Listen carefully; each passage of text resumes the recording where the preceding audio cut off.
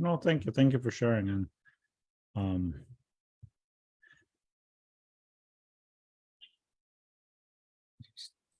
Facebook Live is just loading.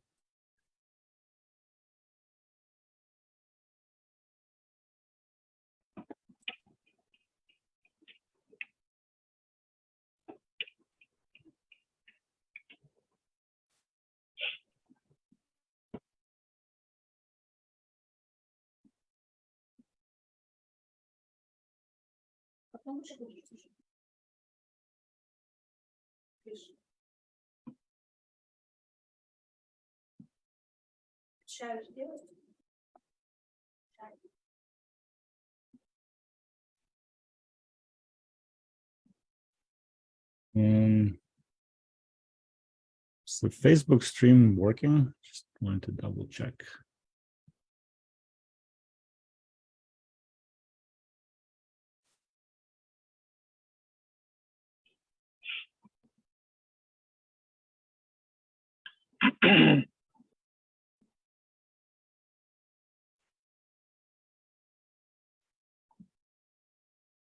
Just verifying that the live stream works on Facebook for those who are not joining us on Zoom.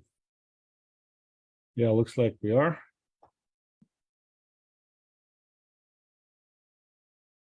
Yeah, looks like we're good to go. Okay, awesome.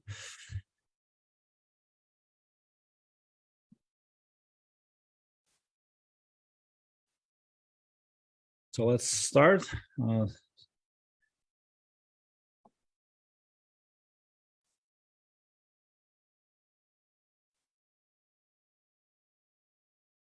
Okay, yeah, welcome. Enlisted2Entrepreneur Challenge 2201, day 4, service support. Congratulations, you're over the hump and you've made it this far, which is awesome. More people are entering, which is great.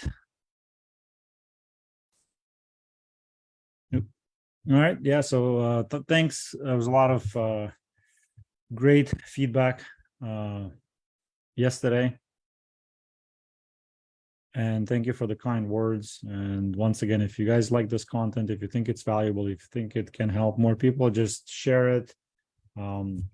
Invite more people, share the group, just post your your takeaways, just do what you can. But yeah, no, once again, thank you. I'm reading these comments, really warms my heart, so. Every shift in sales would be at risk from virus. And yeah, just please make sure you stay on mute unless you have a question or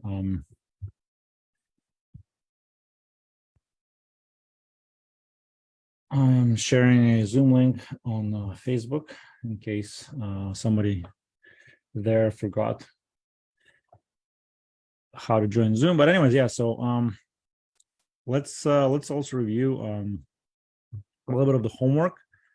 One of the assignments was to really work on your headline. I help who to get results with your what without pain or issue they want to avoid. So there's a couple of people who posted it in the group. Is anybody on the call who wants to share what they came up with in the last 24 hours? Like if you had one, maybe you improved one, or if you didn't, maybe you were able to come up with something. So anybody on the call wants to share? If you're in Facebook Live, just drop it in the comments.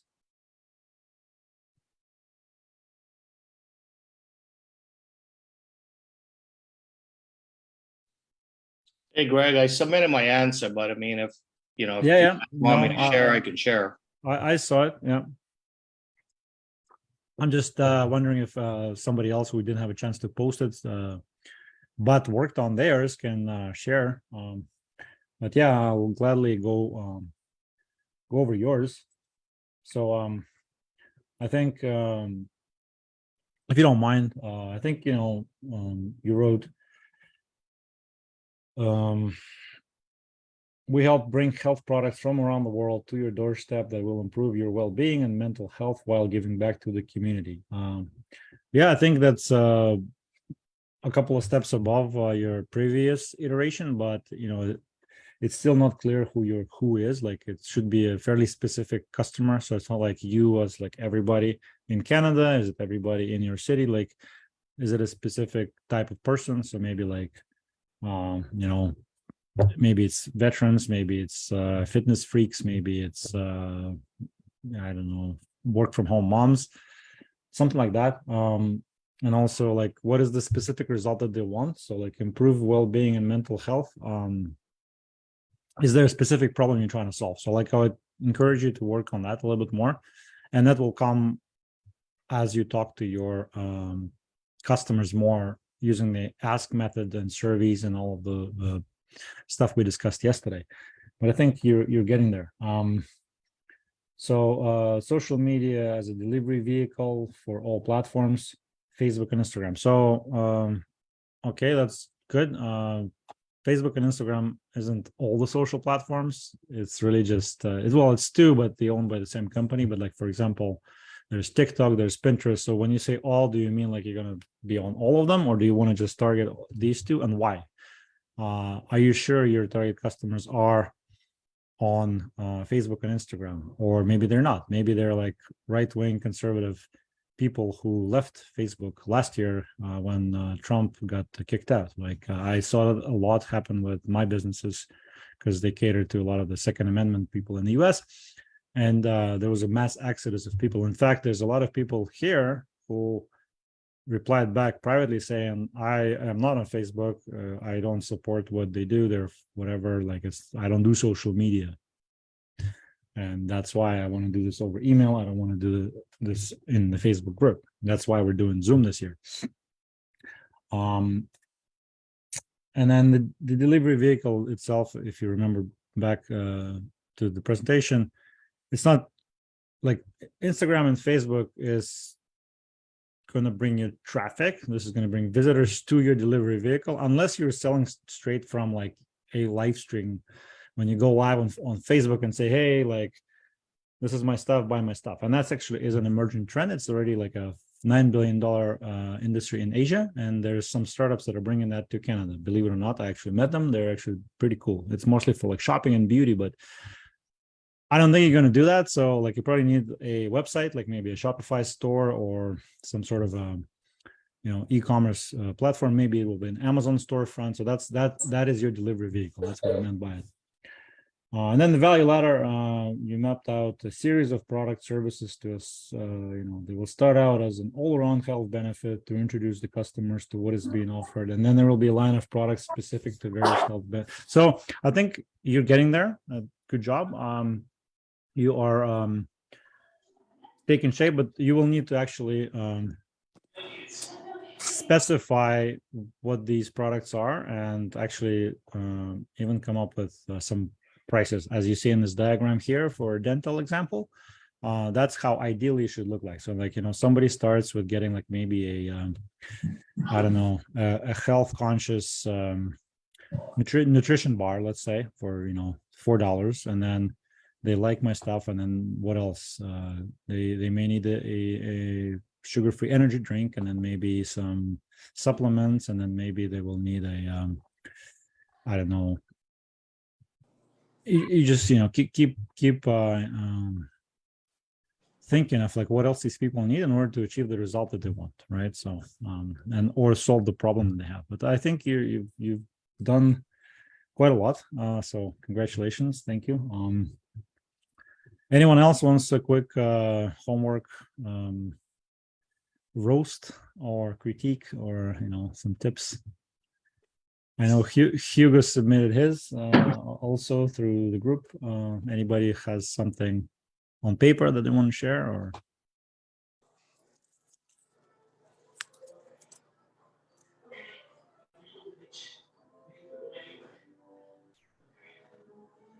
Okay. Yeah, so there's now the submission. It was fairly short, so I think she needs more work. But it's for a cybersecurity protocol. So it's Hugo. He says, I help veterans protect their website with, I guess, some sort of a cybersecurity suite. So customer information is safe from bad actors. It's pretty good because veterans is a nice target avatar. Like, you kind of understand what they are, but like, I'm not sure if it's big enough. Like, for example, in Canada, is there enough veterans with a big enough website that actually needs to protect customer data? Like, that could be a very, very small niche for you to target. So that's one thing that jumps out at me. You probably need to explain in simple terms what Burp Suite is for those who don't know it, because like I don't. And then customer information is safe from bad actors. I think that's a good description of the problem, but you probably need to kind of stick the knife on the wound a little deeper and like twist it. Like, what's actually going to happen? What is the bad thing that they're trying to avoid if the information gets into the hands of the bad actors? So like, again, this is like version 1, and then you'll get there. But delivery mechanism, again, you wrote messages. Basically, like, you're looking for DMing and cold mailing, I think, based on what you wrote, messages and inboxes.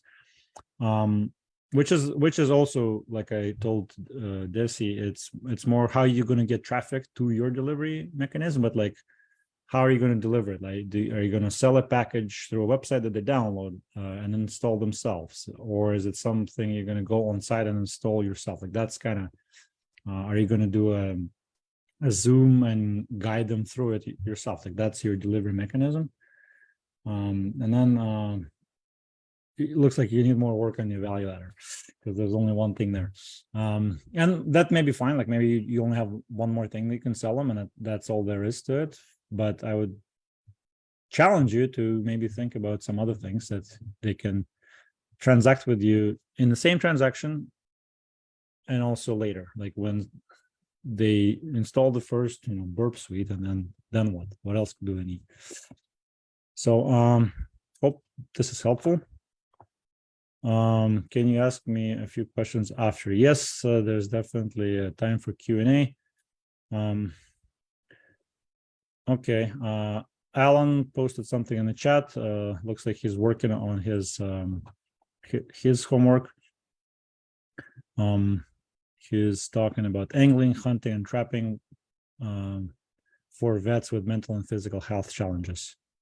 So yeah, I mean, that's a good start. I think there's probably still a little bit of massaging that needs to be defined there. And like I wrote last week in the group on the intro post, I don't know if it's still there, but you could be targeting like regular leisure outdoors people in order to fund what you want to do with the veterans. Like, that's, I think, could be a stronger business model. Like, get the quote unquote rich people to do fun things, and then that will fund the charity, the foundation, whatever. I think that's probably, based on my knowledge, is a slightly better way to do it, but that's something we can discuss again. So anyways, thank you for sharing. And let's move on. So today, service and support, and being a warrant officer and a qualified MWO, that's kind of like where I would normally step out in the op order process. But anyways, first I want to talk about some of the math behind a business, and we're going to use $1 million business as an arbitrary example. Just some thoughts that a lot of people kind of don't think about, what it takes to create a $1 million business. And then we're going to talk about the actual, tools, teams, skills, financing, legal stuff, kind of like the plumbing behind the scenes. So, what is $1 million? So is it a lot of money? So a sergeant in the CAF makes about 74K a year. So it would take a sergeant about 13 and a half years to make $1 million. I remember I was a master corporal. I was teaching in the RCR battle school, and the platoon 2AC was a Reg 4 sergeant. And then we kind of like, one of the smoke breaks or whatnot, we were just shooting the shit about life. And he, obviously they were older and they had mortgages and they had wives, and some of them were divorced and child support and all that stuff. But anyway, so like they started talking about money. And this sergeant says, like, the conversation eventually like ends where I perk my ears. Like, I would eat shit, piss, and like all kinds of vomit on national television for $1 million in cash. So that blew my mind, like as a 20-something young master jack just graduated university, whereas this grown man is literally willing to do that kind of things to get $1 million in cash. And he, like, when like there was a young LT there's like, oh my God, no, why would you do that? He's like, look, like it'll take me 20 years to make $1 million, so I'm willing to kind of take the shortcut and do it that way. I mean, obviously, I guess sergeants were making a little bit less 20 years ago, but that story stuck with me. So, you don't have to do that. Basically, there's better ways to do it, but like, that's why we're here. That's why we're learning ways of making $1 million without having to humiliate yourself on national TV. Unless that's what you want. Some people are entertainers. That's fine. They want to go on reality shows. But anyway, so making $1 million business, there's many different ways of doing it. Essentially, you just break it down. Like, you can sell a $1 product to 1 million people. And if you think like that's not realistic, here's actual stats. This was our company promoting downloadable apps to people, and we were getting paid about $1 for each download in this case. So we made 1 million downloads, 1 million people downloaded the app, and the app developer paid us $1 million. Or you can sell this Porsche 918 Spider to somebody for $1 million. It's probably worth more now because of the inflation. And here are some other breakdowns of any way you slice it. You get 5,000 people to buy something for $200. You sell $1,000 product to 1,000 people. Notice how there's a continuity that we discussed that yesterday. If you have a continuity thing, it actually seems a little easier. So like the point of this is that like whatever number you pick, an arbitrary number that seems like unattainable, when you start breaking it down like this, it actually becomes more palatable. Here's an example. This is a book literally called 12 Months to 1 Million. And it talks mostly about Amazon businesses specifically. So their strategy is to have 3 to 5 products for about $30 each selling 20 to 30 sales per day, and that's $1 million business. And it is very simple. It's not easy, but it is very simple when you think of it like that, what it takes to build $1 million business. Another example is like I was talking to the guy who owns Arrowhead Coffee, and he says that veterans reach out to him all the time for advice, and a lot of them, they kind of don't get this the math, what it takes to run a business. I'm like, yeah, what do you want to do? Well, I want to make t-shirts. Why? Because t-shirts are cool. Well, what are you going to sell them for? $20. Well, like, do you know how much it costs to make a t-shirt? Do you know how much it costs to market it? Like, how many t-shirts do you need to sell in order to like replace your salary? Like, sometimes people don't do that calculation, and I think that is important. So obviously we talked about the mission, the why, serving people, making their lives better, changing lives. That's great, but at the end of the day, business needs to be profitable and it needs to be worth your while. Or if you have a strong cause to support, a charity, you want to feed, you need to make sure that the business generates enough to make a meaningful contribution there. So we just talked about making $1 million, but that doesn't mean you get to keep $1 million. Why? Because there's, top line revenue, but you have actual cost of goods sold and all the overhead expenses and everything, and marketing and taxes and payment processing fees. And there's all kinds of things that you have to pay for in order to generate that revenue. So here, just some quick stats I just pulled out literally like 15 minutes before we started. Just this is like very, very high level, but essentially different industries, the profitability is it's not that great. So, for instance,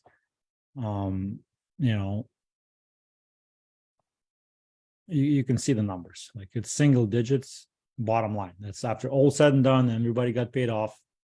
That's literally how much they declare as profits. And you got to understand the gross margin and the net margin as well. So to give you an example from e-commerce, so it's like a very, very loose rule of thumb. So like if I'm sourcing something for $10, I want to sell it for at least 40, because like I know that my payment processing, my overhead, my Shopify fees, my cost of ads, this and that, customer service will eat up most of that margin.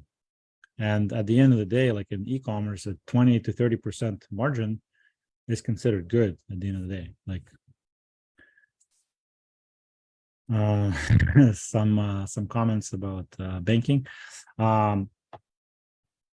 Banking is actually an interesting business model. So like financial advisors, for example, they have money managers. Their job is to raise capital. So they get, people like you and I to give them our money to manage, and then they make a cool 1%, usually flat fee on, regardless of the result they achieve, right? So the more money they get under management, they don't have to really do more work. It's just the same portfolio. So the only work they do is just getting more funds into the fund. And then, you get $1 billion in the fund, you make $10 million. So, and that's literally how the model works. So definitely some businesses are more capital intensive than others. And that's another thing that, if you're thinking about it, you may want to consider. But also this comes into play the way you price your products. Like sometimes, like I've seen cases where people price their products, so like their profit margin is negative. Like, and as we can see in apparel, it seems to be negative. So it means you're losing money. So like you can't really like operate long if you lose money. There must be something else that they do to make up for it, but you have to be positive. So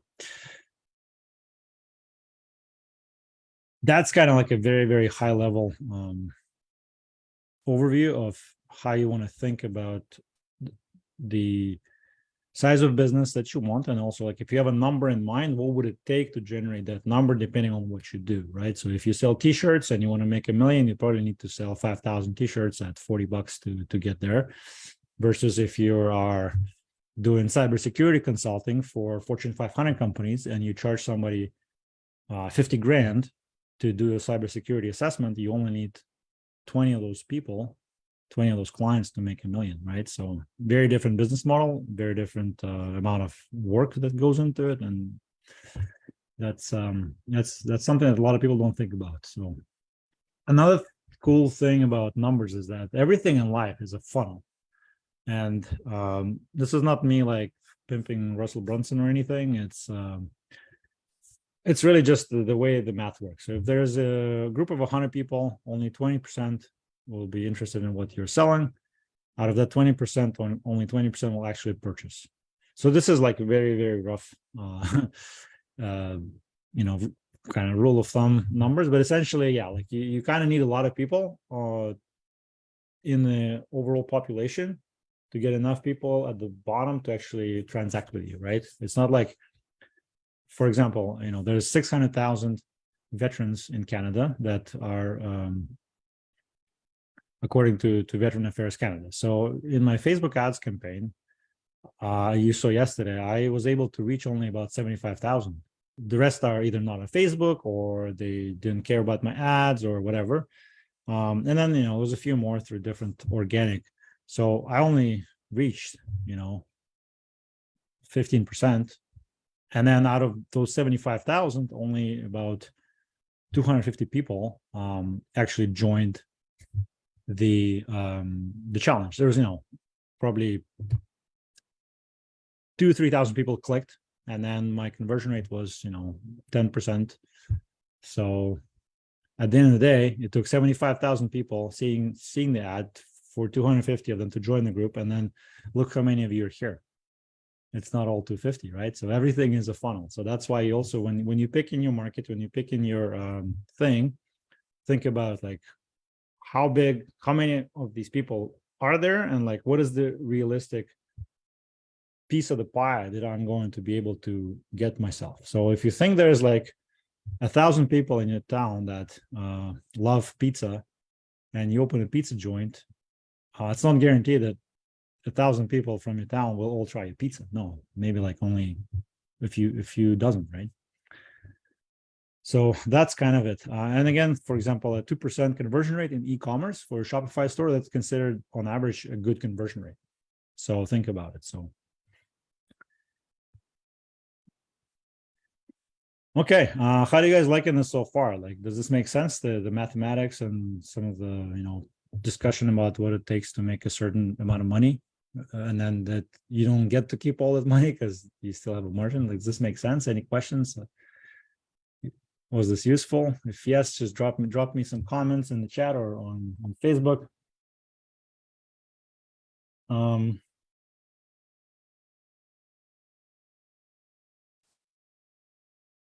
Yes, Mike says yes. Look on Facebook is surprised that 2% is a good conversion rate. Again, for an e-commerce store, typically on average, it's considered good, but I've seen some people convert at 5-6%, sometimes higher, sometimes lower. So very useful. Thank you, Luke. Awesome. Okay, yeah. So make sure you remember the numbers and always kind of run the math on different projects, at least back of the envelope calculations, and still always leave a safety margin because there's always going to be expenses you didn't think of. So like one common example, I don't know if you know this, but like if you take credit cards, usually the payment processor will take about 4% for each transaction. So 4% is actually a lot of money, right? So like once you get big enough, you can negotiate it down and get like an extra percentage point or more knocked off your transaction fee, and that actually adds up to quite a lot of money, right? Or you can negotiate a cashback, things like that. So if your margin is only 4%, like some of those industries, that that credit card transaction could be like half of your bottom line. All right, boom. Okay. My goal is to target markets with the mandated need for the product, so my conversion rate is 70%. Yeah, I mean, for some industries, your conversion rate is going to be super high, right? Like it's basically like if especially if it's like for example, COVID mandates was like you got to close or you got to be fully whatever on the booking system if you're a barber or hairdresser. So whoever was selling those booking services to hairdressers and barbers made a killing because it was probably 100% conversion rate because they had to do it. Yeah, definitely it will differ for whatever industry you're in. So again, that's a good point. Like if you go into business, maybe you can pick something where your offering is going to be almost required by, like, let's say the government, and there's not too many competing players. Therefore, like, the chances of you closing a sale is going to be much higher than when it's not mandated by the government. So that's a very good suggestion. Thank you. Okay. I think we missed a slide. Yeah. So remember, with the numbers, I guess the final slide was that in the sales process, if you think back to yesterday, you have to find out where your customers are and get in front of them. You need to understand what is the total number of customers needed, considering the funnel and everything, for you to make the amount of money that you want to make. Okay, so then second part of this presentation today is just talking about tools, skills, and some other back end stuff, and that's going to be mostly as it relates to like my businesses, which are mostly remote and mostly online. So definitely some things for a brick and mortar business will probably differ, but I hope that still you can get some useful takeaways from this. So legal structure, I'm not a lawyer, so there's not a legal advice. I think a lot of people, unless you need a license to start operating, like if you're doing some sort of a health and safety thing or a restaurant or whatever, a lot of people get too caught up in just like getting the paperwork sorted out, and then they either get bogged down in it or they just like it's such insurmountable amount of work that they just don't do anything. So like I said yesterday, like try to just start, just like run a pre-sale, like do some sort of like a market validation, dip your toes, get a proof of concept, and like people are like, oh, I need a logo, I need a business card, I need this, I need that. Like 80% of the time, you don't need any of that shit. So like, I legitimately know a guy who started a startup who sold for $100 million. His logo was made on Fiverr.com for $5. All right. Because it wasn't the logo, it was the app, the service that he built that was valuable. And, I mean, there's merit to branding and everything, but like a lot of people get so hung up on these little things that don't really matter in the beginning that it stops them from taking action. Yeah, again, there's obviously legal requirements, like you have to get licensed for this, or you have to get permission for that, or you have to get a building permit. I get it, but like for a lot of businesses, you just need to start. You just need to have a method to take a sale, like collect money or whatever, and then like go and reach out to people and make them transact with you. Alan is not seeing any slides. Anybody else is not seeing any slides? Just give me a thumbs up if you can see the slides on Zoom or Facebook.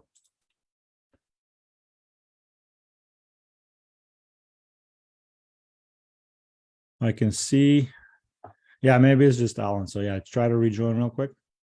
Okay, so then with that said, I think incorporation is something that you need to do as quickly as reasonably possible to simply protect yourself against liability. And also yesterday, somebody raised a point about receiving benefits. Again, I'm not on any benefits. I'm, healthy, whatever. But if you are, then definitely having that legal structure will help you, right? Does incorporating play a big factor? So really, it's just it plays a factor on the next slide. I'm going to show you. So it's first of all, it's minimizing your own personal tax income for tax purposes. It's probably going to protect your benefits. It's also going to protect you against any sort of liability or lawsuit or stuff like that. And also, it makes it easier to do business with things like getting a credit card payment processing in place, getting like a bank account or point of sale, like it says right here, corporations make it easier to qualify for certain things. That is 100% true. Like, even with like Google ads, if you read the terms and conditions, small print, it actually says that the Google ad platform is for businesses who do blah, blah, blah, blah. I mean, business can be a sole proprietorship, but it's not really an ad platform for people, it's for businesses.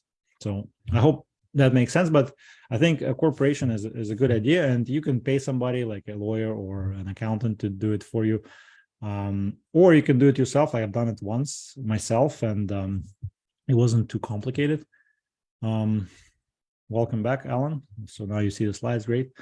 And yeah, again, on a very, very high level, the ideal structure is to have two corporations. One is what's called an operating corporation, which is where you conduct your business. And then there's a holding corporation, which kind of is the superstructure that sits on top, and you can flow through money without any tax effects.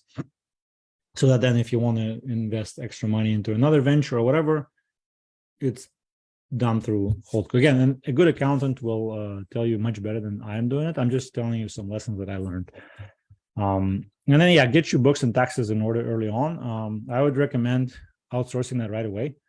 There's a lot of fairly inexpensive accountants, and they're good. And don't go for these like old school accountants that are like charge you an arm and a leg, and they still do shit on paper. Like there's a lot of young, hungry ones that are pretty slick, and they understand how people do business. They understand the internet. They know how to deal with Amazon. Like for that kind of stuff, some of these old dinosaurs, they are just not good. And also hire the one that's gonna want to automate everything right away. Like if they keep just like doing everything on spreadsheets and sending Excel files back and forth and this and that, fire them. Honestly, like I hired a guy that was all into this like digital transformation, and he like installed a couple of things. So like that sucks info right out of my bank account. Like I don't have to download any files or any statements. It just literally goes into an app, and it centralizes from like all the credit cards, all the banking accounts, PayPal, this and that. Boom, one report. They do the taxes, things like that, right? Like, so look out for that, and it should be fairly affordable. Some accounting firms will want several $1,000s a month. Some accounting firms will just do for a couple of $100 a month, or less. Like it depends.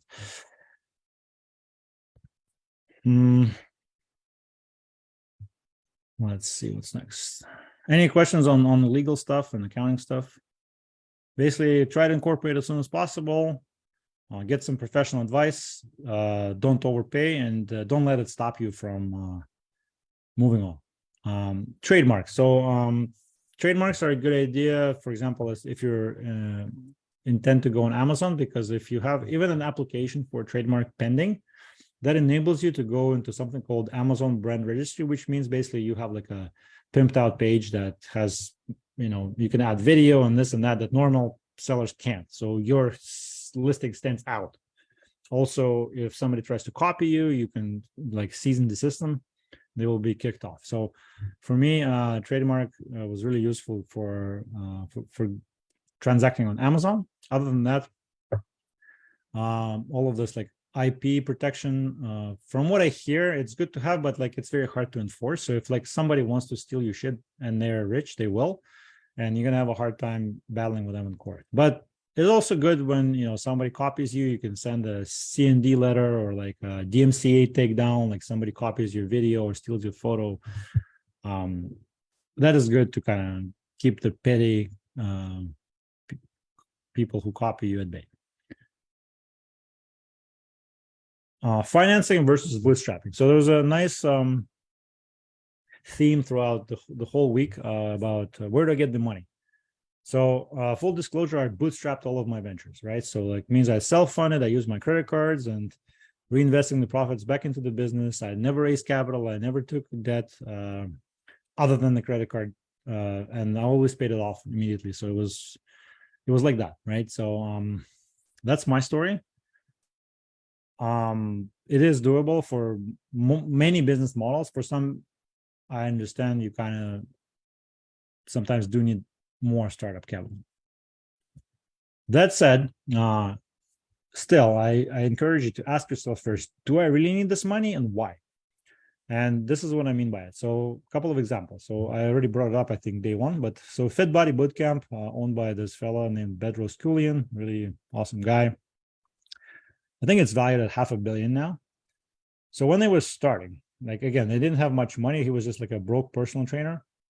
They thought they needed gym spaces to start. So like you can imagine finding a big space for a gym, signing a 5-year lease, buying all the equipment.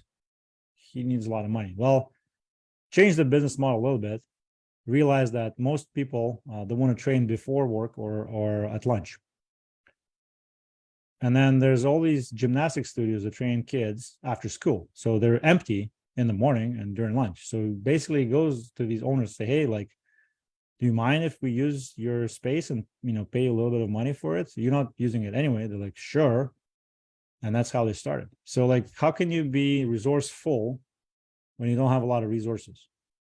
Another example, this is, I heard it on Jay Abraham, the famous marketer consultant I cited earlier. So he likes to tell the story about he went to Asia and some at one of his workshop, a guy comes up to him crying, saying like, no banks will lend me any money. Like, what do I do? And Jay asking like, why do you need the money? He's like, well, I make motorcycles and like I kind of tapped out here in my country, so I want to go to overseas and open a new country and open new dealerships and blah blah blah. He's like, well, why don't you go find somebody with an existing plant that is not a competitor and make a joint venture? So 3 years later, that's what the guy did. He wrote him a thank you letter. He said he went to Indonesia, found a lawnmower manufacturer that kind of had a lot of the same equipment. So all they had to do is just bring the dies from his home country. He already had dealerships, locations. So they would just basically like agreed to make a joint venture using this guy's underutilized capacity in order to bring these motorcycles to Indonesia, and it worked. So that's kind of two stories. So when you think I need a lot of money to do X, think of how else can you achieve the same result, the same intent, without maybe taking that money. This makes sense? Do you guys like it so far? Does it give you some ideas? The gears start turning in your head? Maybe? If yes, just drop me some comments in the chat or in the Facebook comments. But yeah, if you do need to raise money, right? So first of all, there's either debt or you give up equity for capital.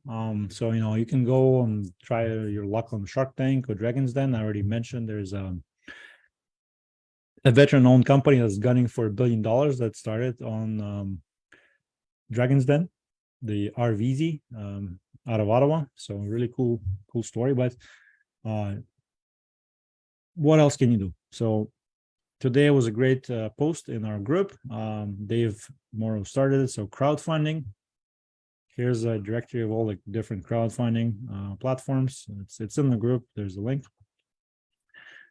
There's also government grants and credits. More on that later. And there's also third-party funders. For example, Clearco, another Canadian success story. Michelle Romanov, I think she's also from Dragon's Den, if I'm not mistaken. But basically, it focuses on giving money to online startups. It started as just e-commerce only, and I think now it expanded. So Clearco is our own Canadian company that helps.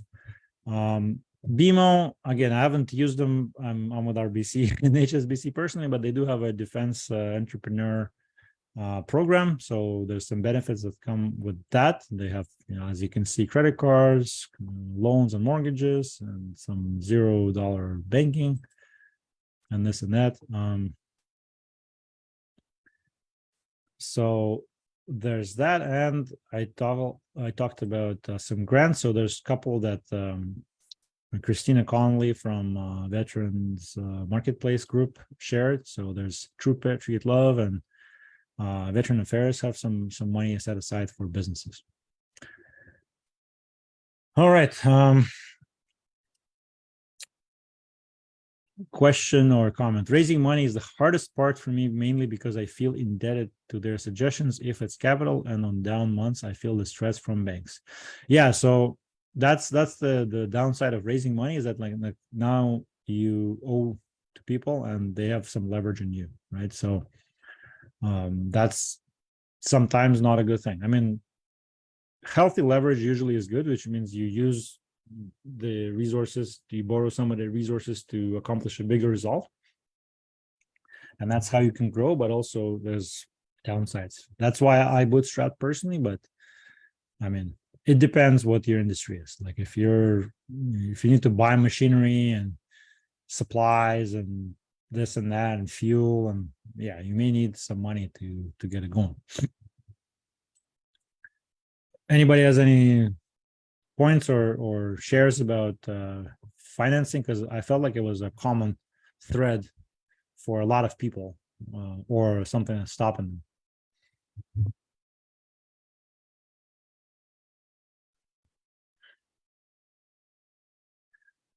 No, okay, well, I mean, everybody then is pretty clear on the options that are available, and we're gonna move on. Wait. Angel investing. Yeah, okay. So that's kind of like the equity. So instead of getting a loan from a bank or a company like Clearco, you can basically get an investor to give you money in exchange for equity. And they do that on Dragon's Den and Shark Tank too. Like, I'm going to give you $100,000 for whatever, 10% of your company.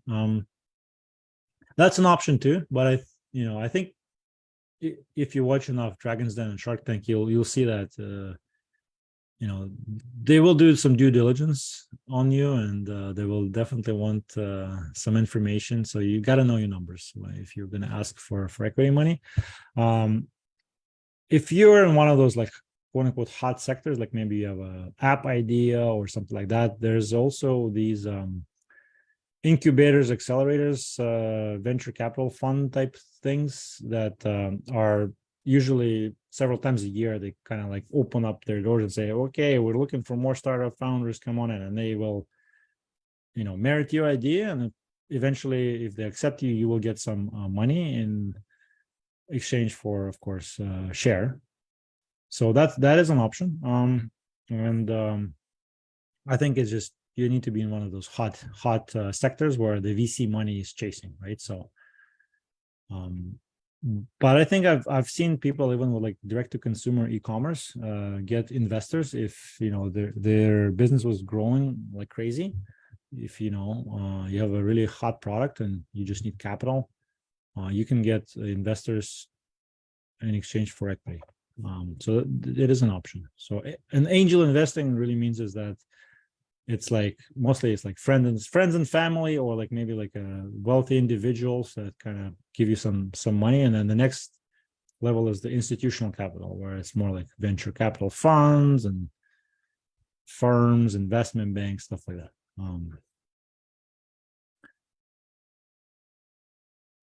Like one of those funds we mentioned is 19 out of Ottawa. They're like defense tech sector, but like again, if you have a product or an idea that would cater to like military law enforcement, they have a few $1 million that they can, invest into your business, obviously for a little bit of equity, and they will also provide office space and advice and other benefits that come with it, not just money. All right, so we covered some of the preliminaries like legal structure, financing, some of the skills that you're going to need. So we touched on it, I think, on day 2, like the type of person that you're going to become. And this is a list of skills that is more geared towards a online business. So it's like e-commerce or marketing agency or whatnot. But I would challenge you that almost any type of business you're in, at the end of the day, like you still are selling and marketing the business, because otherwise, how are you going to get new customers? So I think some of these skills are universal, even if you never intend to do like hardcore online marketing. But like writing good copy, just even a letter that you write to a customer to get them to take action, like that's going to go a long way. Or like selling face to face. How do you do a visually pleasant job? Like that's video and graphics design. So anyways,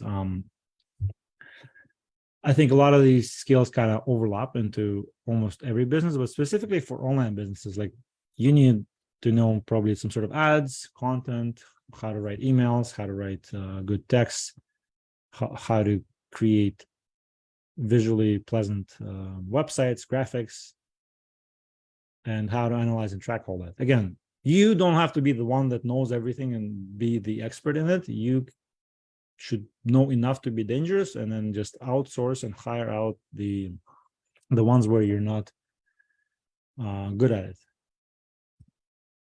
So don't get overwhelmed. But like, in essence, all the information is out there for free. You just have to find it.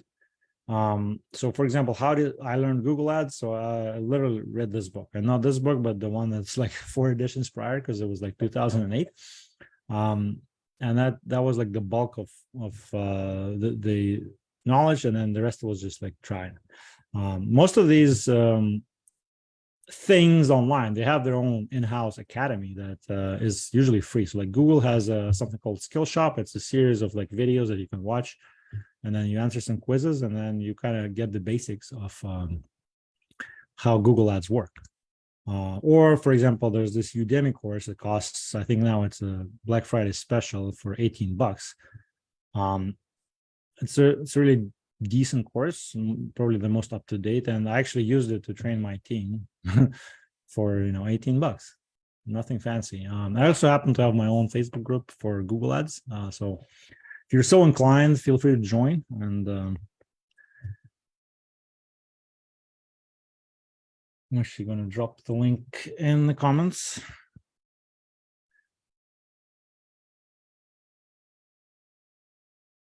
So,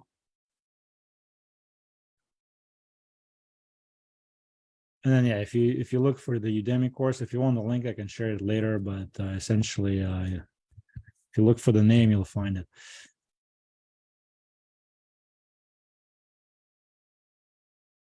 Facebook Ads also has the official training program called Blueprint. So it's pretty good to, again, to get the basics. And if you want advanced tactics, there's multiple places where you can learn that. So one person is a personal friend of mine. His name is Deepesh Mandalia. He lives in Calgary. He's a Brit. Really, I like his stuff. So you can watch his channel, but there's others. The big thing is you got to sift the YouTube free information stuff for people who know what they're doing and just those who are just like pretending. So we got to vet your sources a little bit. Email marketing, and like, for example, I brought up Klaviyo several times for e-commerce. They also have an academy that kind of like tells you best practices of like what not to do and what to do. Shopify has a Shopify Academy of some sort as well that teaches you some e-commerce principles for free. In essence, like what you're gonna end up doing is read books, even if it's 10 pages a day. I don't know if any of you heard of 75 Hard, but like that program, one of the key components is reading 10 pages a day. Audio works too. So like we were saying before we went live, I switched from listening to music in my car and on my runs and in the gym to listening to audio, books, podcasts, just trying to learn new information, listen to new ideas, stuff like that. And that's not like online marketer thing. Create something that's called a swipe file. It also goes back to time and Reiki seldom wasted. What it is like, let's say you browse the internet and now you are a different person now. Like you're a marketer, you're a business owner. So when you see something that catches your eye, you're like, why did that ad catch my eye? Let me take a screenshot. Let me click through and see what they're selling, because maybe you learn something that they're doing in a completely different industry that you can then apply in yours, right? So if you see something that catches your eye, don't be a pedestrian, be a Reiki god, right? Like click on it, save it, even for later. Maybe like a year later, you're like, oh my God, I remember that ad during Black Friday. They had this Black Friday deal that was crazy, and maybe I can do it this year with my business. So just get into a habit of saving stuff that catches your attention online.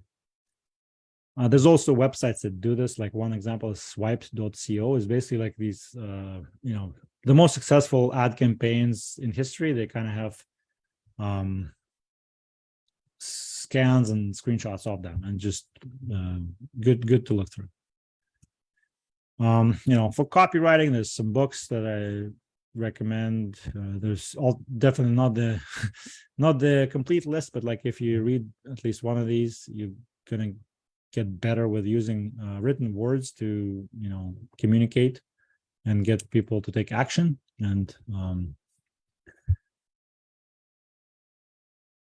Shopify, ClickFunnels, they're great. Any other like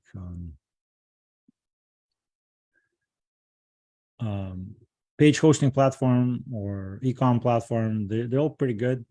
So it's super easy now to get a website up and running. Like it's not when I started, when 15 years ago, or like back in the 90s, where like you had to figure out where to host it, how to get a domain, how to hook it all up, like how to write HTML. Now it's all like just drag and drop, and it's crazy how effective you can be with just a few clicks of the mouse. Like it's super easy. So and if you don't want to do it, you can find somebody who can fairly quickly, fairly inexpensively, and probably better than you. So again, email marketing. For e-commerce, it's Klaviyo, but even in this challenge, I used another service called MailChimp. Again, I used it this year versus last year. The results are completely different. Like there's a lot more people engaged. There's a lot more people showing up to the live training. It just works, right? Like, so build an email list or SMS list, some sort of contact information for your customers so that you can then talk to them later. That's kind of the big takeaway. Another thing is what gets measured gets managed. So like, this is an example for like online metrics, but like you should be tracking several KPIs in your business, whatever they are, like even if it's like, you know, how quickly you pave the driveway, or, you know, what's the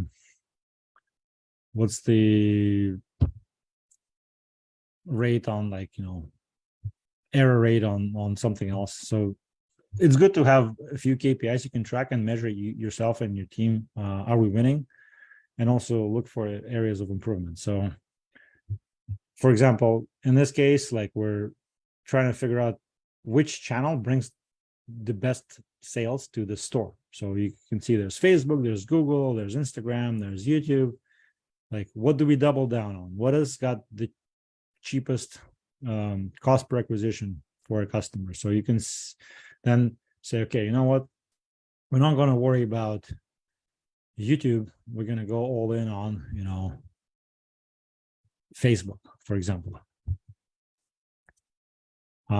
And another thing that we do a lot in this industry is testing. So just testing different things and seeing which works best. So oftentimes people just like create one ad or one version of the website or write one headline or whatever, and then they think they're done. It could even be like the way you greet a customer in your store. Like the same like Jay Abraham guy that I keep citing, like they did a test where in a furniture store, they tested, I think, 50 different ways to treat a customer, and one outperformed everything else by like 4 times. So instead of saying like, may I help you? And people say, what? No, thank you, I'm just looking. What worked for them was like, so which ad brought you to the store today? And they were, oh, that ad with the Italian sofa. Oh, well, let me show you our Italian collection. And there you go. So even things like that, testing online or offline doesn't matter. If you measure them and if you try different things, some of them will work drastically different from the first one, right? So in this case, like we tested different audiences for this particular challenge on Facebook, and you can see that cost per lead in some was almost twice as high as some others, right? Same thing with the ads. So there's videos, static. Videos significantly outperformed static. And then in terms of videos, like, you know, the selfie videos kind of did better than, you know, some other styles, and vice versa. So you can see we tested just a few things, but like there's a difference between $9 a lead and $15 a lead, right? Does this make sense so far? You see how this can be used in your business, or like something that you will remember going forward, that just, if you only do one thing and it doesn't work, that it doesn't mean that it's not going to work if you try something slightly different.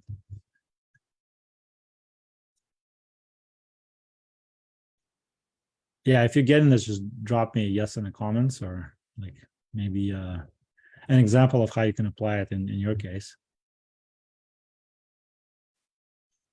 Another thing like is more testing.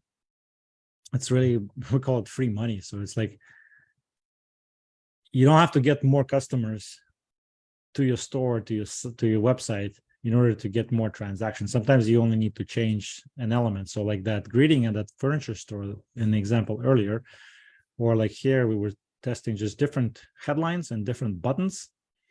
And look, some of them were, doing 10, 20, 30% better than the originals, right? So how do you find 35% more money in your business? Sometimes all you have to do is change a headline or change the way you greet people at the door. Seems not, unrealistic, but it's the truth, right? So here's an example again from this challenge. So started with the version on the left with that headline, and it was converting, but then I decided maybe it's just too woo or too out there. Let's try something more simple, like they say in the US, Barney style. And guess what? This actually was almost twice as good as the original. And I only tested one version. Like if I was more thorough with it and we had more traffic, we would have been testing more versions and probably got a much higher opt-in rate. So we ended up at around 11%, but we started with like 5-6. So if I was lazy and I didn't do this, we would only have half the people that are here right now instead. So you see how that one simple change took me like 2 minutes, doubled the amount of people that is in this group. It's like, remember I said, think about the mission, like crazy, right? You guys like this so far? This useful? No one gives me a thumbs up. Awesome. Anybody else? Drop it in the comments. Okay, so some of the tools that I use to run the business. Nathan, Mike, yeah, thank you. Richard, all right, so you guys are paying attention. Thank you. So some tools, this is more like for admin stuff. So like for project management, there's we use Asana before we use Trello. A lot of people say good things about ClickUp nowadays. It's basically like a online project management tool to set tasks, track them, assign them. Really helps. For communication, because we're a remote team, we use Slack mostly. This is kind of like a chat application, so that everybody there's different channels and you can DM people and just like tactical communication about like what's going on with this project, blah blah. Email, I mean, everything is on Google right now, so like G Suite is fancy for Google Business Suite. So another popular option is Zoho. So it's like it's got the email, it's got some other stuff in it for communication, calendars, meetings, Zoom, Google Docs, Google spreadsheets. Like it's all free, right? It's all available and it's instantly shareable across the team. You can send these to anyone. Domains you can buy over at Namecheap or wherever else. I used to use GoDaddy. Now I think Namecheap is cheaper. For graphics, it's like free. It's like Canva is like something crazy, like a $10 billion company. It started by a girl in Australia that wanted to make like a free Photoshop. And then there's video editing software that is also free or very low cost, or you can hire. There's now editing services for a flat fee per month. They will have like unlimited edits for your videos. So like we use No Limit Creatives for like 3 years. It's pretty cool.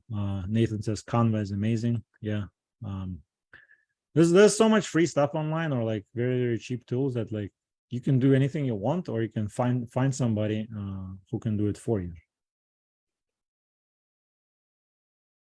And speaking of that, finding somebody who will do it for you. So again, this is more of a remote setting. Obviously, if you have to, hire people who will break concrete for you, it's a little bit different. But first of all, support your local veteran groups, right? So like you go into the veteran marketplace, there's 40,000 people. A lot of them can probably do something for you, like accounting or graphic design or build a website or something else. Dig in your own backyard first, and then there's all the rest of the world. So literally, you can hire somebody from the Philippines, from India, from Ukraine, whatever, on websites like Fiverr.com, Upwork.com. There's a cool Canadian startup called Acadium that basically gives you apprentices. You pay like $300 a quarter or something, and you get somebody for 3 months for only a few hours a week, but it's like they want to learn from you, and in exchange they're going to do some free work for you. So that's pretty cool. And there's other resources, but these are just some of the ones that I tried.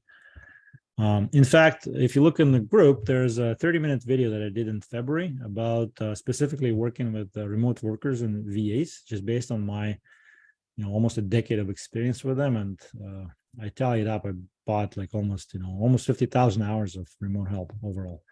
At one point, I used to be in the top 10 of Odesk clients in Canada. It was like early on, 2013, but just so yeah, check out that video if you have the time. I'll go into more in depth of some of the tools that I described, like how we use Asana, how we use Slack, how to hire and screen, and we're going to do a little bit more of that tomorrow, by the way, as well. So yeah, it's very easy to get help. A lot of there's some comments like, I'm the one wearing all the hats in my business, I don't know what to do. So a lot of these like admin tasks, or these like low level tasks, you can definitely outsource. So like you can get a personal assistant to manage your calendar, or you can get people to cold email, cold DM prospects. So like, for example, I had a couple of people from the Philippines logged into several Instagram accounts and email accounts, literally like sending messages to influencers about what we covered yesterday, like getting them to produce UGC, try my stuff. So I wasn't the one doing it. It was literally a team. Customer service inquiries, like people answering emails, chat requests, or like you can even get like a phone call center to do your customer service support. So there's a lot of options for getting help that you don't have to do yourself. So and a lot of it is really affordable too. So you can still hire somebody in the Philippines, for example, for a few $100s a month full time if you want. Anybody has any well, no one has a hand up. Do you have a question or a comment? Yeah, which platform would you use to find someone to outsource it remotely for like again it depends what you want to get outsourced. So if you go back, there's some examples here. So Fiverr is more like for a one-time gig, like let's say you need a logo made or like you want to transcribe a video, or you want somebody to fix like one thing on your website, like that's probably a good website for that. Or Upwork has a lot of it's probably, I think, the biggest freelancer site right now. So it's like you can find pretty much anybody there. There's a lot of garbage there too. Again, I think if you watch that video, the 30-minute video in the group is going to tell you some of the do's and don'ts of hiring and vetting. But yeah, like if you need a graphic designer, a web designer, a developer, app developer, whatever, copywriter, virtual assistant, Upwork is probably the biggest and the most famous one. There's also onlinejobs.ph, so Online Jobs Philippines. I used it very, very early on, around 2013, for a little bit. But because it's monthly, it wasn't really a fit for me. I prefer hourly, because like sometimes work is, up and down. But if you want somebody dedicated for, a fixed amount of hours for a fixed fee per month, like onlinejobs.ph, I heard, is a pretty good resource still. And there's now a few other freelancer sites that kind of popped up recently. Like a friend of mine, he started a site called freeup.com, and then he sold it. So I don't know who owns it now, but it was okay. And then there's also like specialized freelancer marketplaces. So I think there's like one that's like all they do is just Shopify work, and it's premium pricing. It's a lot higher than you would expect to pay on a site like Upwork, but they claim to be like this specialists for like high-end Shopify design, so something like that. And of course, ask for referrals, like ask around in the groups. So does that answer your question? Or like, yeah, that was good. Yeah, what kind of specific thing are you looking to outsource? Well, so I would like to outsource a lot of the calls for my business. Have someone answer the calls, take the calls, and book the jobs. That's basically because I'm wearing a lot of that right now. Yeah. So So again, you can get somebody in-house, like get a whatever, somebody, train them on give them a script, sit them in the office. You can get maybe a freelancer with a good English and no accent. Again, it is what it is, but usually that's what people want. Maybe give them like a virtual phone number, whatever. And there's also specialized call centers that all they do is work like that. Like they actually like they take inbound or they do outbound, and some of them do it on a flat fee. Some of them do it on rev share. So like, you know, they close a deal for you, you give them a percentage, so they're incentivized. And like they're basically skilled salespeople. So like you can give them a script, but also like they know how to close people, like how to overcome objections and how to like, you know, use psychology. So there's specialized services like that. And sometimes, yeah, it's rev share. So if you can do that, you don't have to pay them a flat fee.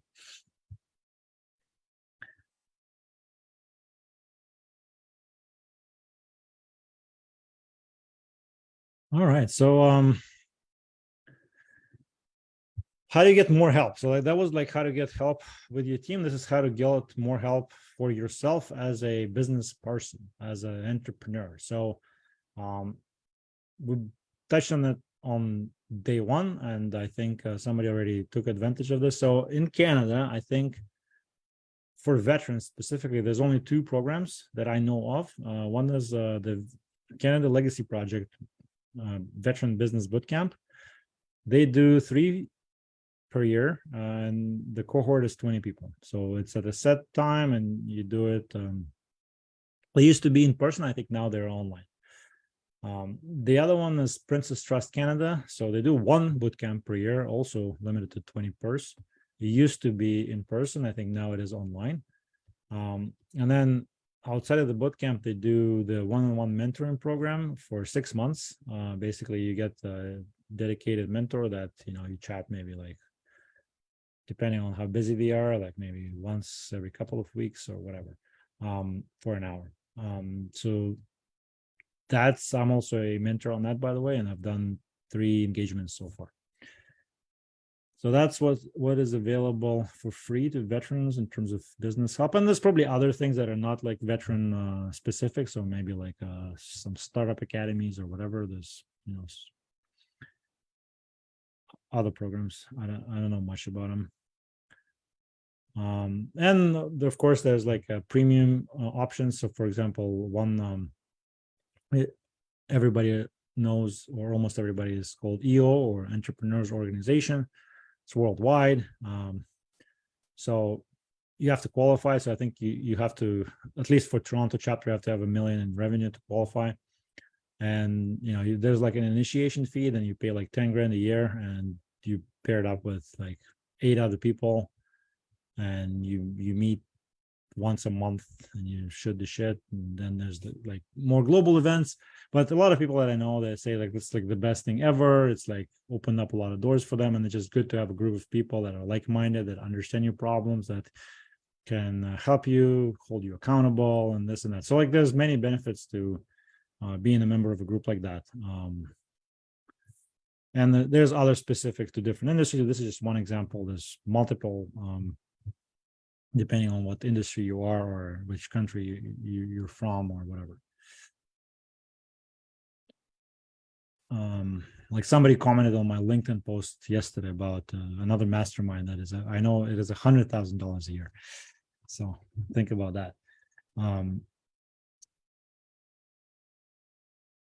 Okay, so that's kind of it for service and support. So we learned the math behind you know, $1 million business. So like literally what it takes to get to the number that you want in your business, that revenue number, and that subsequently to that, you know, profit number, and some of the tools and the structures that are needed to set you up for success.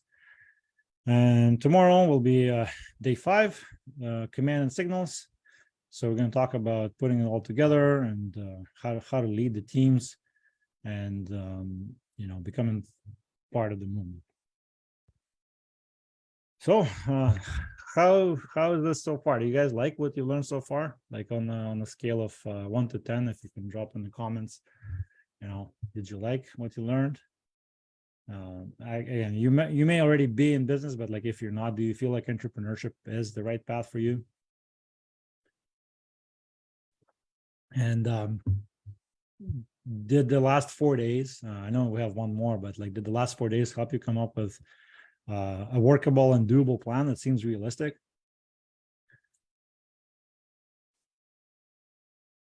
And the big thing is like, do you think you can do this? Like, do you feel confident that this is now attainable?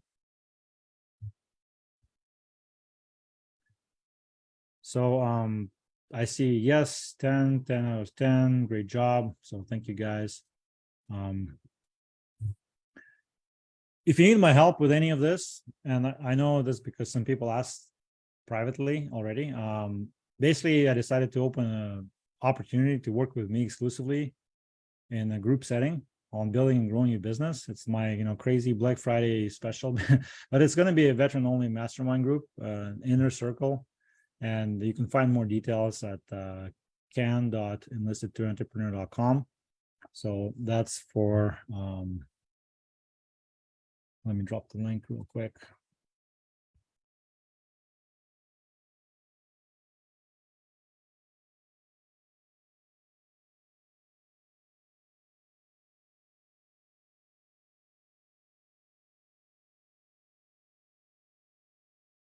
So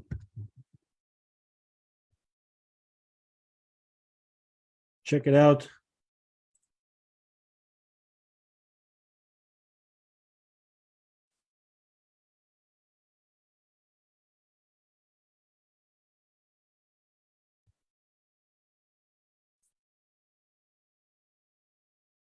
And also, because I do own an agency or consultancy, if joining a group like that is not the right thing for you at this time, I still want to help you guys with your business with my agency or consulting services. So please, check out my agency site if that's something that is the timing is right for you. And that's it. That's it for today. And now it's time for Q&A. I'm going to share the homework assignment in a minute, and yeah, let's go on with the questions.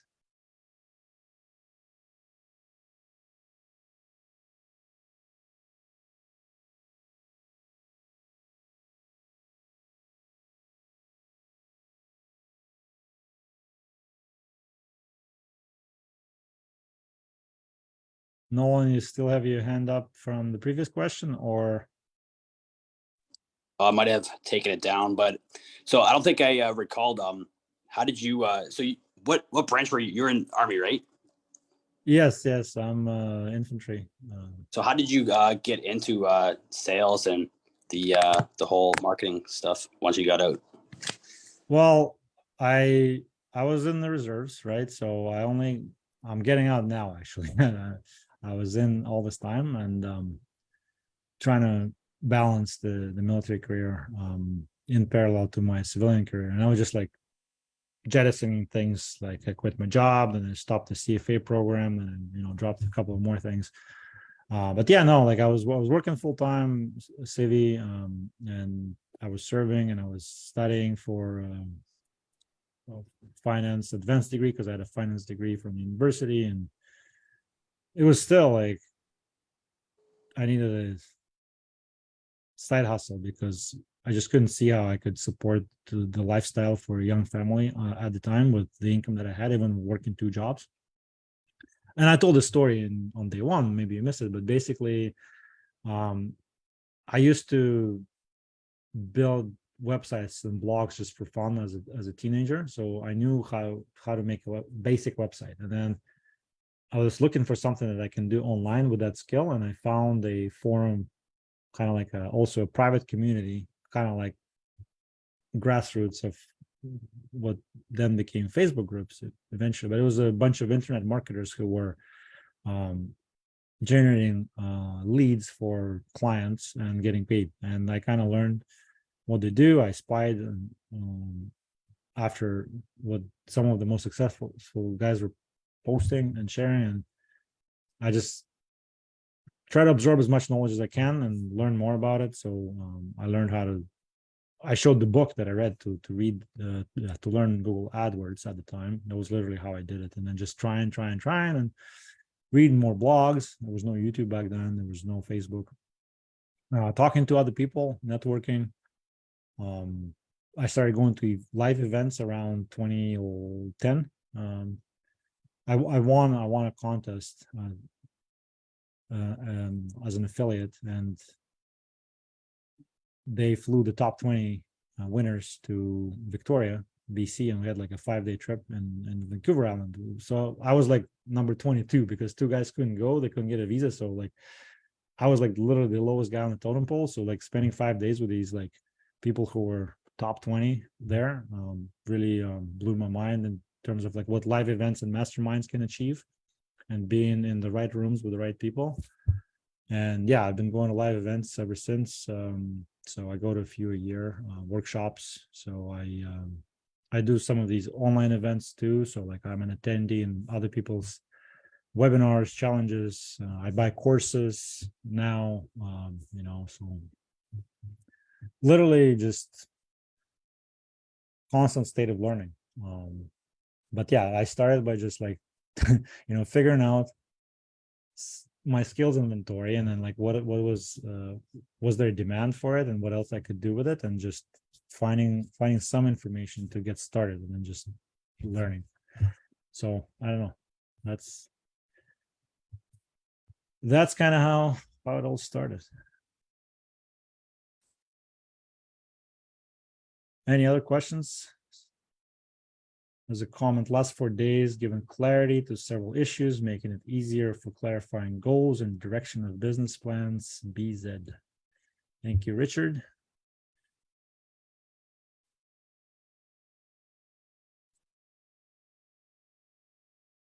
Anyone on Facebook?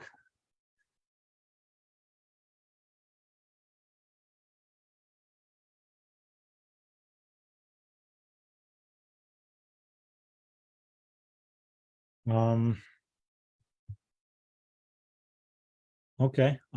Let's bring up the homework while you guys think maybe of some more questions. But basically, we covered the math today, and I want you to do some math as well, either for your existing business or for the one that you want to start. Because remember, there's the top line revenue, and then there's the expenses, and then there's the money that you're going to get to keep as your net income. So it's very important when picking what you want to do and how you're going to price your services, is to consider that. So for example, how much money do you want to make? Write it down. Then how much will you charge for your product? Write it down. Then, given that you would normally only sell 2%, how many people do you need to show you things to in order to get that projected revenue? So then in this example, you will need 50,000 visitors to make 1,000 sales of this t-shirt to make your $30,000 revenue, right?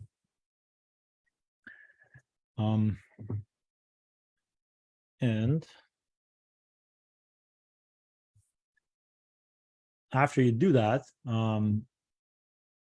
if you're able to implement some of the lessons here and run some tests to increase your conversion rate from 2% to 3%, which is only 1%. I mean, relatively, it's 50% more. And then you use some of the stuff that I taught yesterday, bundling and the value ladder concept. Instead of $30 to get them to spend 50, what would happen? So now you only need 600 sales to make the same amount of money. Or if you keep the same amount of visitors, you are going to make double the money, basically, right? And then if you haven't done so already, I think one person already said they bought one of the books that I recommended, but like, go on Amazon or your preferred bookstore and buy one of the recommended books this week. So either Start With Why or $100 Million Offers or some of the other ones. And then just start reading 10 pages a day and share which book you bought. Or if you promise you're going to buy one, just tell us which one you're going to buy.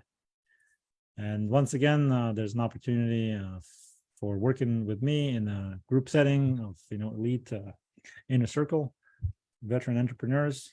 There's the URL, can.enlisted2entrepreneur.com. Check it out. And I hope to see you there. Any more questions, guys? Comments? Yeah, Greg, there's just one question in regards to, the homework. For me, Yeah. it's more, I'm bringing a product from outside the country. Uh-huh.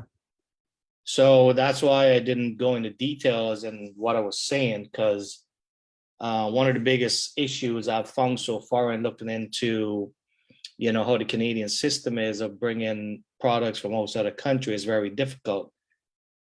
So what would you say, my direction would be if I want to bring products from outside the country to assist with helping, Canadians with their mental health and their well-being, and getting through, the paperwork that's needed to get these products into the country? Yeah. So thank you. People bring products into Canada all the time.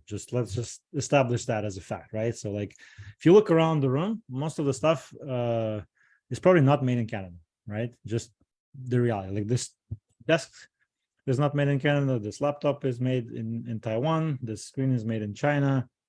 This phone is made in China, designed in California. But I think based on your homework submission, it's going to be a health product, right?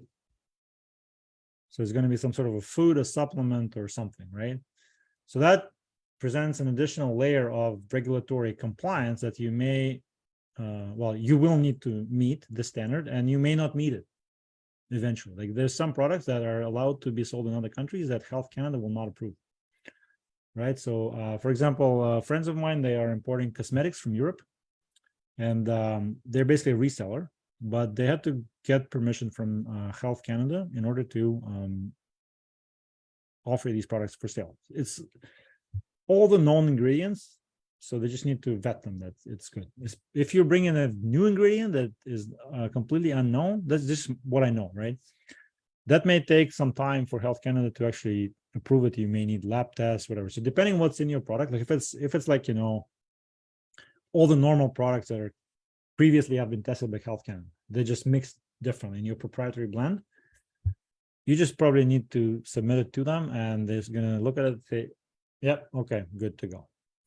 It's like a new ingredient found in the bottom of the ancient seabed in Tibet, blah, blah, blah, that may take a while. So that's how much I know about health products, bringing them into Canada, or some sort of a consumable or cosmetic products. So there's definitely that regulatory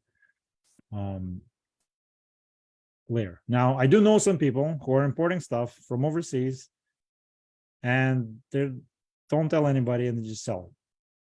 They're flying under the radar. Like, I'm not saying that's the right way to do it. It's probably the wrong way to do it, but that's what they do. And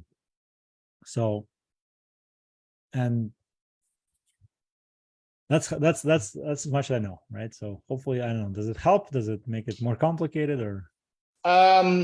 It does help in a sense. It's more of the, I guess, finding the right people. So I've talked to Health Canada already about, I'll give you an example, just cannabis, right? So I've done the whole, research and going to conventions in Canada and stuff like that. And everyone tells me it's impossible to get cannabis from outside the country into Canada.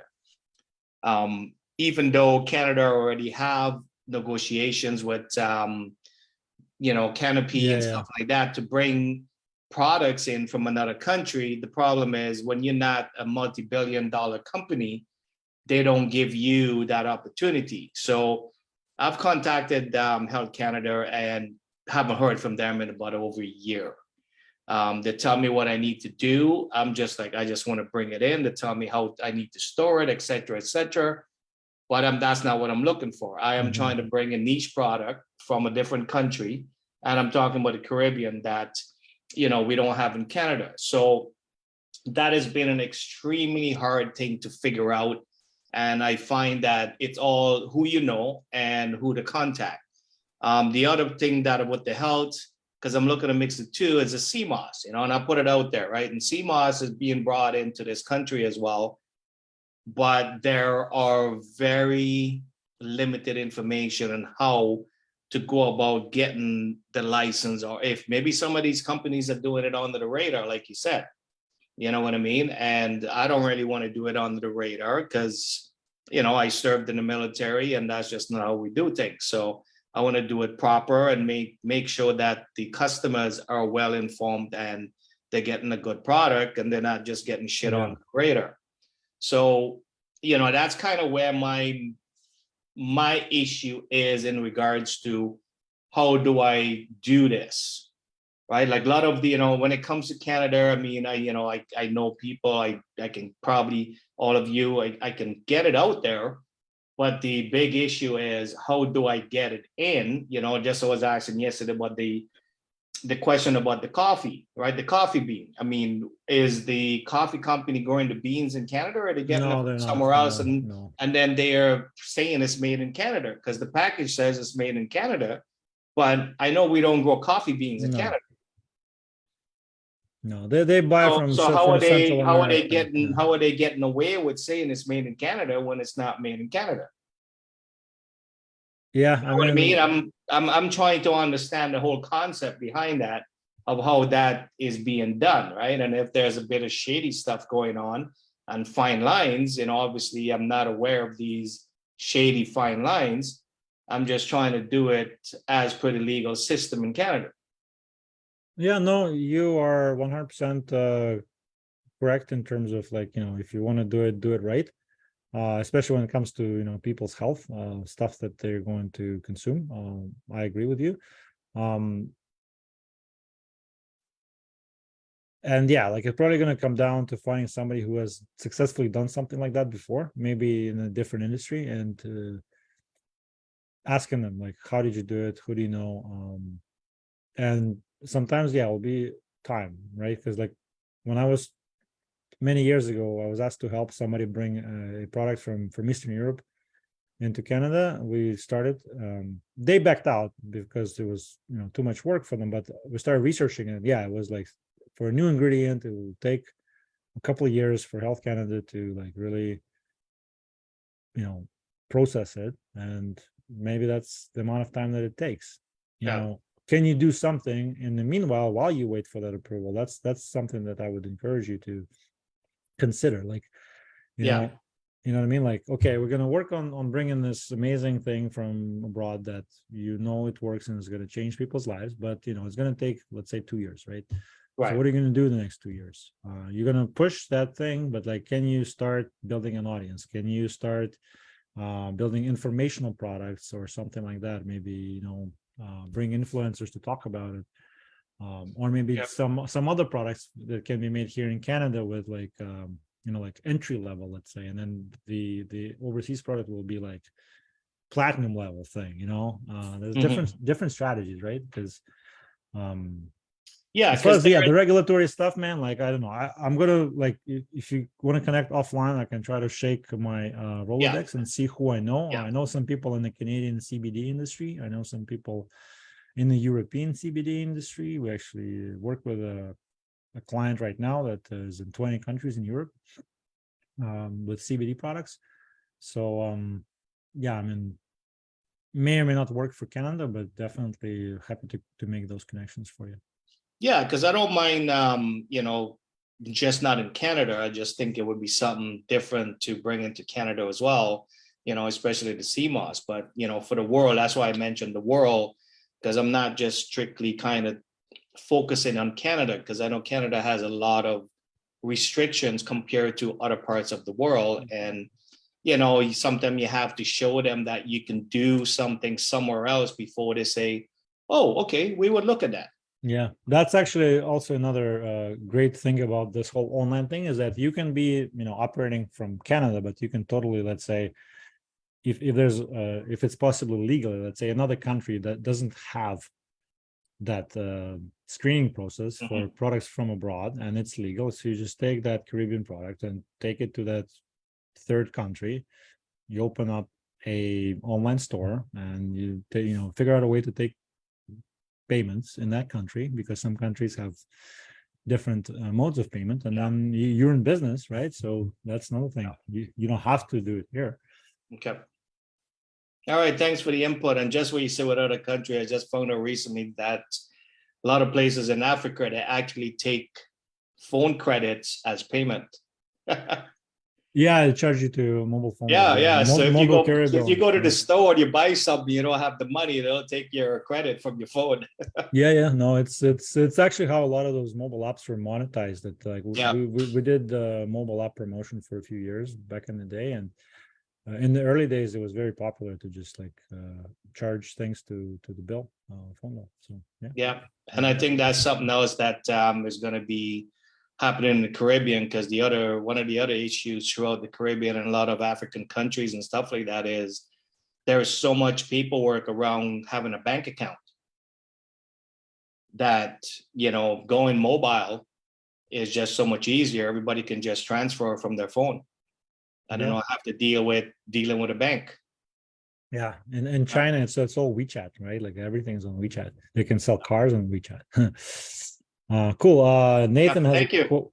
Yeah, no, you're welcome. Nathan has a question. I have a question in regards to building your Rolodex. Do you want to elaborate on that more? What do you mean by that, Nathan? If you're still here. Yeah, I am. Sorry, I just screaming child. I'm just trying to move rooms. All right. Hey, Greg, thank you so much for this, man. In regards to kind of branching out and getting more of a contact base, my question is, how do you find the people you need to talk to?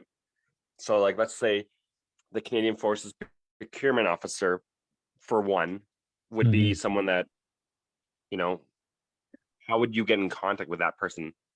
It's not just really information on Google. Yeah, okay, that's actually a fun question, because we did try to get into the defense procurement offices of pretty much every NATO country, and not just NATO, with some of our firearms care products. And it's I can't say we found success by just cold calling them or like writing to the office. Usually the response is like, well, if we need something, we're going to put a RFP and you're going to go through the RFP process. So that's how far we got with like just like cold calling and DMing specifically the defense procurement offices, because they probably get pitched shit all the time. Now, for instance, again, just brainstorming. So like,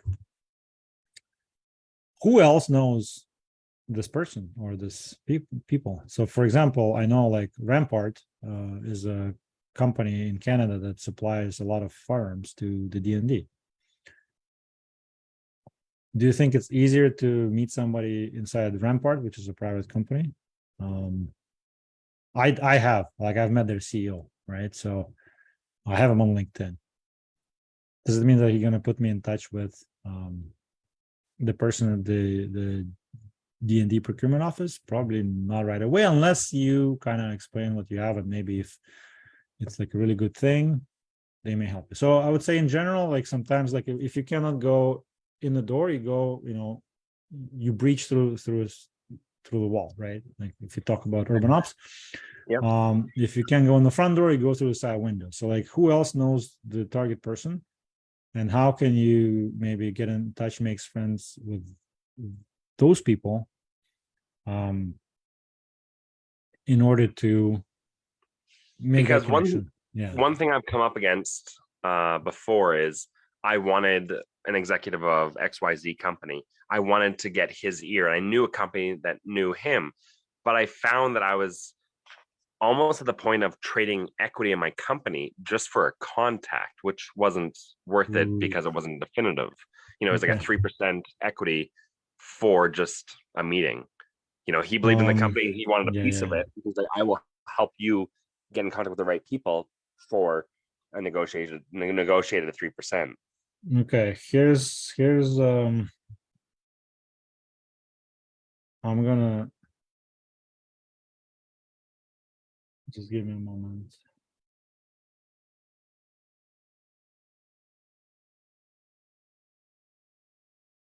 Okay, so this is like a little bit out of the left field. I'm gonna drop it in the chat. So years ago, I wrote a book on, it's basically networking for job hunting, right? And it was a little ebook that I think some of the methods there will apply to making connections with the right people.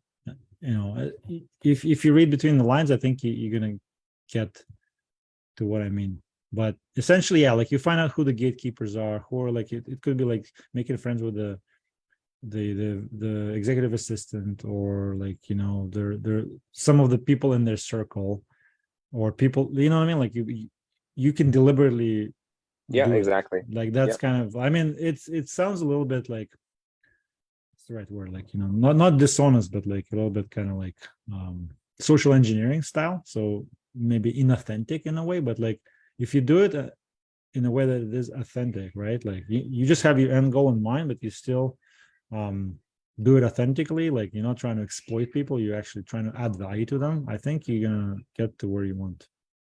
That's kind of what I learned in my 15 plus years of, you know, networking and making connections. And just, you know, don't like, don't do it with an intent of like, let me like weasel my way into this person's pocket. It's more like, who do they know and how can I add value? And eventually your name will come up.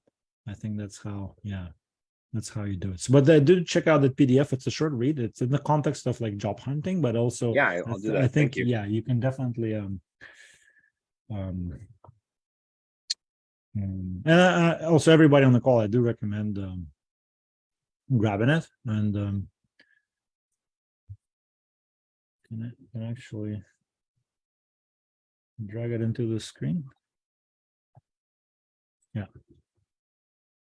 So it's basically jobhunt.enlisted2Entrepreneur.com. I actually like started giving it away during COVID. But definitely, yeah, I mean, I think it's gonna be useful for making connections in whatever industry you're in. Definitely check it out, and let me know what you think as well. Thanks, Greg. I'll peruse that tonight. Thanks, mate. Okay. Oh, look, we're almost an hour 45. Time flew by. But any final questions or points or anything? Hey, Greg, just wondering, what's that plaque behind you? Oh, that is a ClickFunnels 2 Comma Club award. It's basically if you generate 7 figures through a sales funnel on ClickFunnels, they give you an award. Congrats. Oh, thank you. I mean, I showed you that generating 7 figures doesn't mean you get to keep all of it.